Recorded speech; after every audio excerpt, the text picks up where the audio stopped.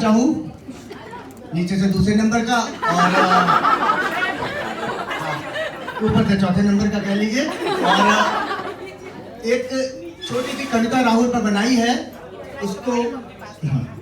उसको मैं आप लोगों के समक्ष प्रस्तुत करूंगा।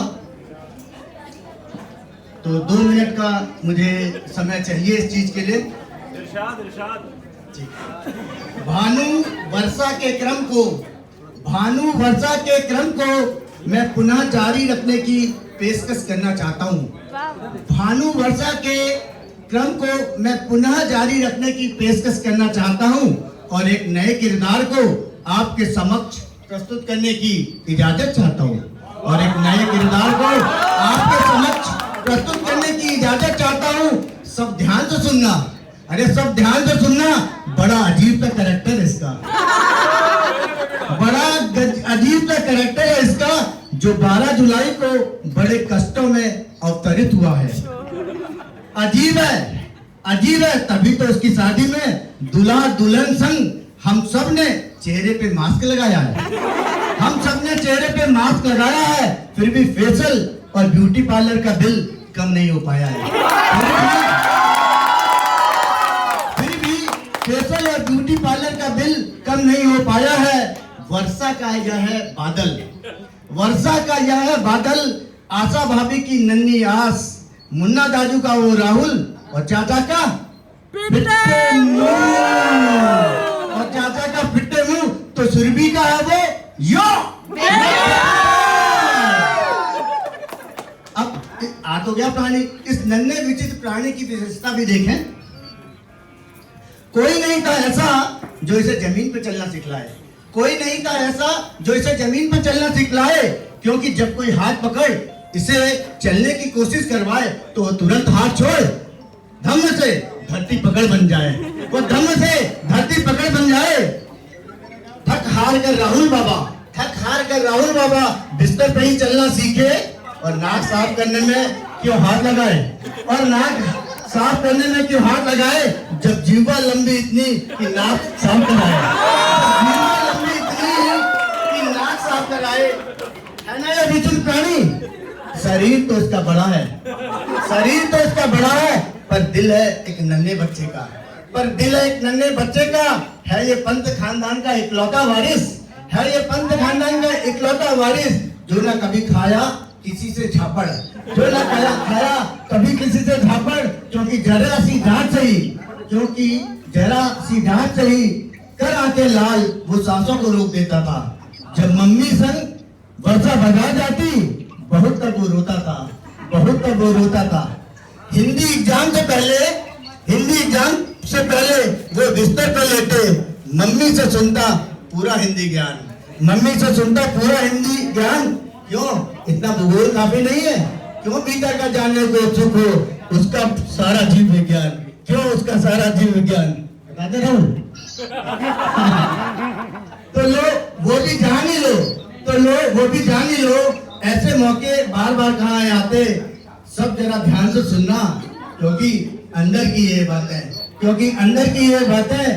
वो आज भी नादान भोलू सा सकल देखो जी।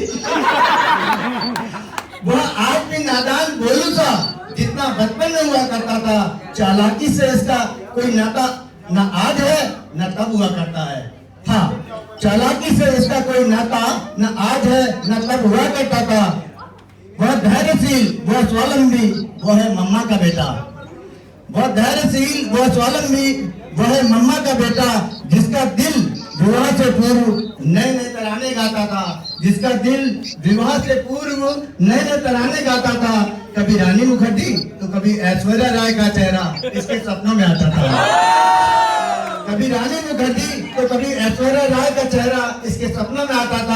लेकिन अब तो हर रोज ही सुरभि रानी इस मटका किंग के सपनों में आती है।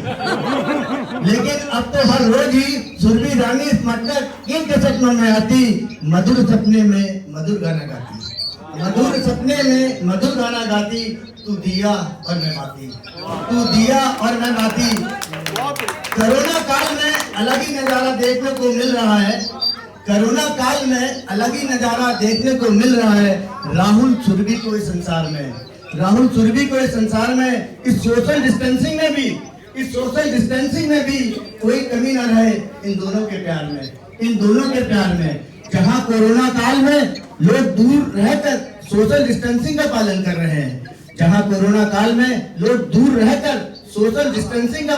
रहे हैं, वहीं ये दोनों तो कोरोना में शादी कर और करीब आ रहे हैं। जिंदगी की हर सांस अब इनकी खुशबू से भरेगी। दिन तो कोरोना के जैसे तैसे कट ही जाएंगे, लेकिन रात नहीं कटेगी। अब इन दोनों के लिए एक जरूरी संदेश है, 2 गज की दूरी और मास्क है जरूरी। ध्यान रखना तुम दोनों, राहुल और सुरभि। अरे आप लोग क्यों हंस रहे हो? आप लोगों से भी मेरा यही है कहना, सोशल डिस्टेंसिंग और मास्क है हम सबका कहना। कहे अनूप, वैक्सीन है ढूंढ लिया भारत ने, धीरज धरो तनिक तुम, ट्रायल फाइनल चल रहा, वैक्सीन कमिंग सून। इसलिए जब तक दवाई नहीं तब तक अब अंतिम पंक्ति कहकर अपने को विराम देना चाहूंगा। खुश है दुल्हा, खुश है दुल्हन, नया है रिश्ता, नया है जीवन। करते हैं दुआ यहाँ उपस्थित हम सब जन, शादी करके सुखी हो राहुल और सुरभि का यह जीवन। सुरभि और राहुल को यहाँ पर उपस्थित हम सभी जनों की ओर से, और जो जन अपने निजी कारणों से और कोरोना की वजह से यहाँ ना आ पाए हो, उन सब की ओर से राहुल और सुरभि को बहुत बहुत प्यार और आशीर्वाद। Thank you.